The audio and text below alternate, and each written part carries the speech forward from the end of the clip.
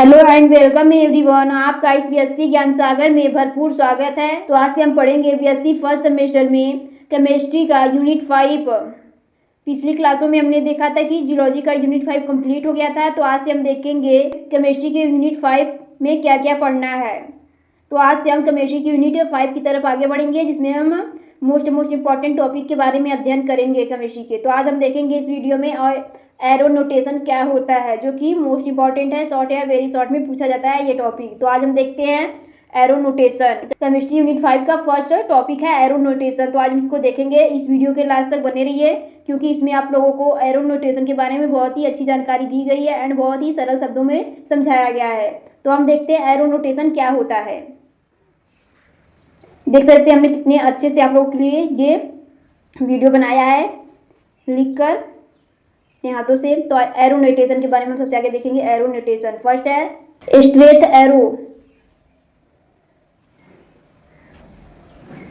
Show the direction of reaction. जो straight arrow होता है, जो सीधा एरो होता है, ऐसे देख सकते हैं। ये वाला आप एरो देखे होंगे, जो कि रिएक्शन को रिप्रेजेंट करता है। जो ये एरो होता है यह शो करता है किसके, रिएक्शन के डायरेक्शन को, represent of the reaction direction.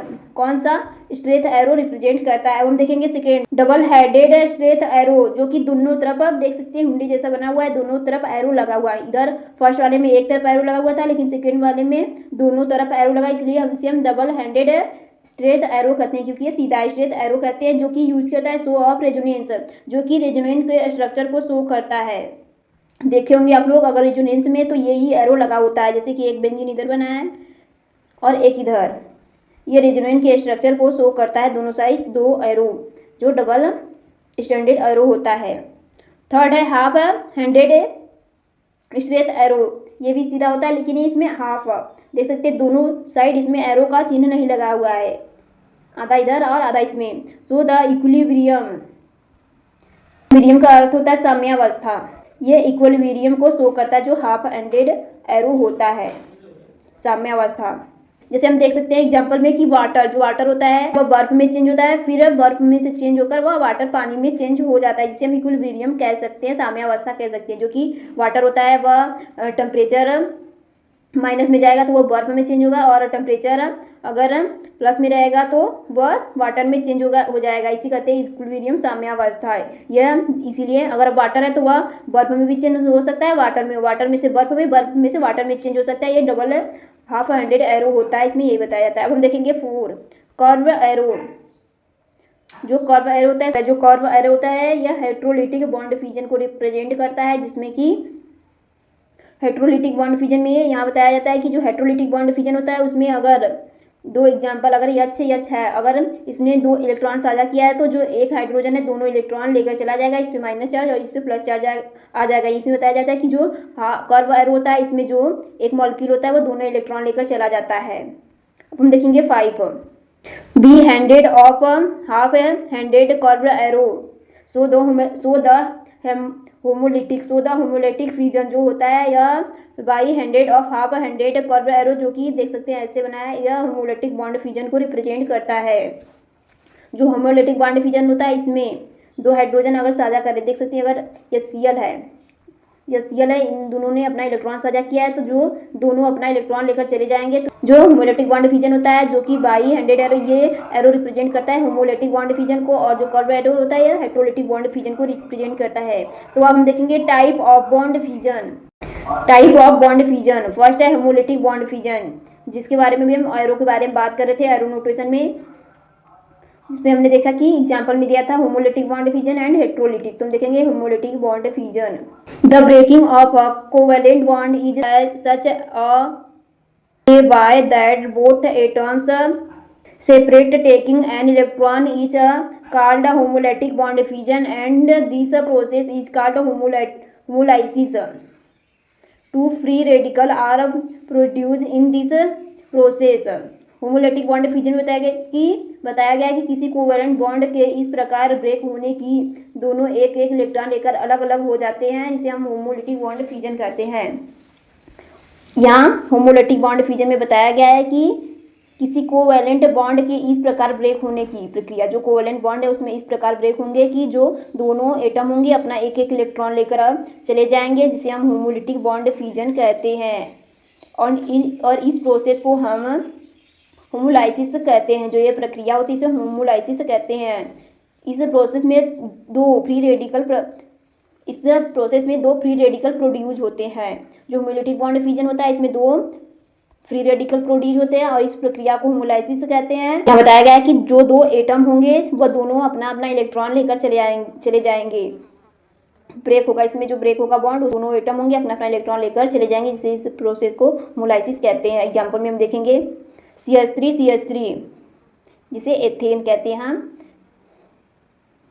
CH3 जो होगा अपना इलेक्ट्रॉन लेकर चला जाएगा और CH3 जिसे हम मेथिल फ्री रेडिकल कहते हैं। CH3 को हम मेथिल फ्री रेडिकल कहते हैं। ये अपना इलेक्ट्रॉन लेकर बाहर निकल जाएगा और ये भी दोनों CH3 अपना अपना इलेक्ट्रॉन लेकर चले जाएंगे। होमोलिटिक बॉन्ड फ्यूजन में यही बताया गया था। अब हम देखेंगे हेट्रोलिटिक बॉन्ड फ्यूजन में क्या होता है। हेट्रोलिटिक बॉन्ड फ्यूजन में देखेंगे क्या होता है।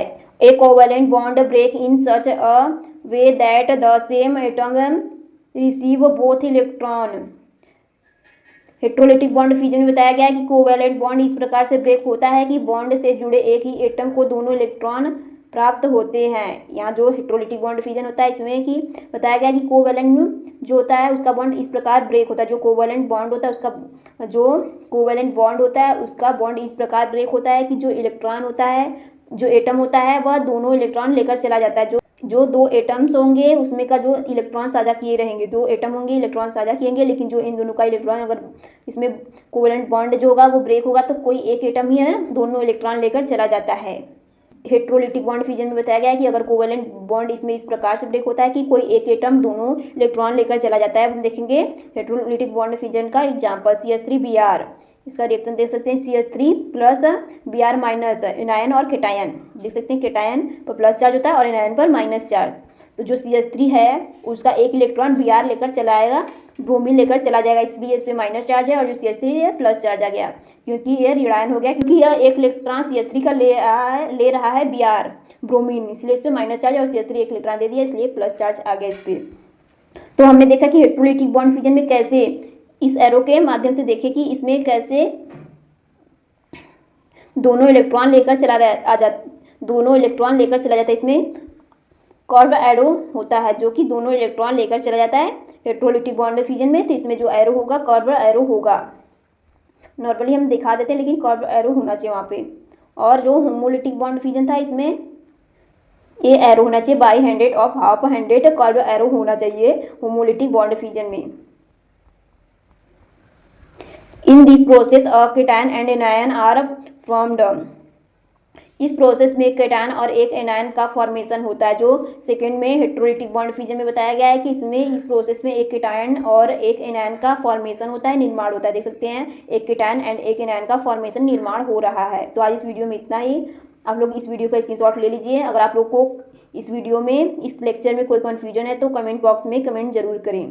तो आज हमने देखा एरोनेटेशन क्या होता है और इसके एग्जाम्पल के माध्यम से टाइप ऑफ बॉन्ड फ्यूजन के माध्यम से समझे कि एरोनेटेशन कैसे होता है। और हमने देखा homolytic bond fusion and heterolytic bond fusion क्या होता है और इसमें कैसे बॉन्ड ब्रेक होते हैं और कैसे दोनों इलेक्ट्रॉन एक एटम लेकर चला जाता है और कैसे होमोलिटिक बॉन्ड फ्यूजन में एक एक इलेक्ट्रॉन अपना लेकर अलग हो जाते हैं। बॉन्ड फ्यूजन होता है तब बॉन्ड ब्रेक होता है। तो अगर कोई कन्फ्यूजन है तो कमेंट बॉक्स में कमेंट करके आप पूछ सकते हैं। तो हमारे चैनल को लाइक एंड सब्सक्राइब करें एंड हमारे चैनल पर बने रहिए। अगर कोई कन्फ्यूजन है तो कमेंट बॉक्स में कमेंट जरूर करें। अगली वीडियो आप लोग को जल्दी प्रोवाइड की जाएगी। तो आज इस वीडियो में इतना ही। Thanks everyone for listening me.